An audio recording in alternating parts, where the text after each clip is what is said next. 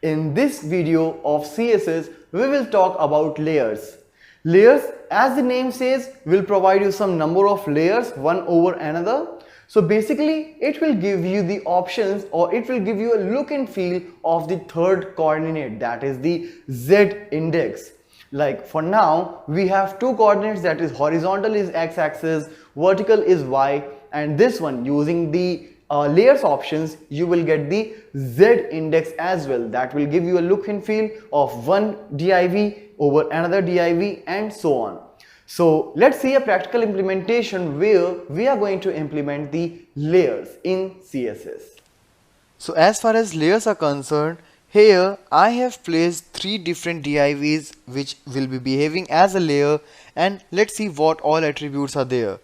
So all three divs are of different color like green, red and yellow with the same dimensions, mean the same height and width, that is 300 width and 100 height, and all are having absolute positioning which we have already discussed, and accordingly I have placed them in a different position like top 0 pixel, left 120, similarly red is having top 40, left 80, and yellow is top 80 and left 40. So accordingly they will be placed, but since they are layer, so I have to tell like which layer will be above which particular one.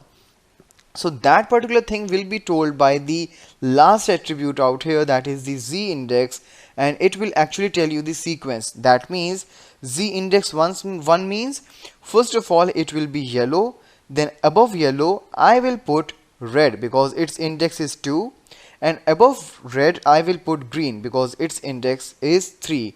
So 3 will be at the top, red will be after green, and yellow is at the bottom. So let's save it, and here you can see the output. Alright, so green is at the top, red and then yellow. If you will make some changes in the sequence, let's say I want to put red at the top, so I will make it 3 and I will make green as 2. So when I will save, you will see that red is at the topmost position. Alright, so these are the things which you can do while working with the third layer, means the third index. So these are the things which you can do while working with the third axis, that is the Z axis, while working with layers in CSS.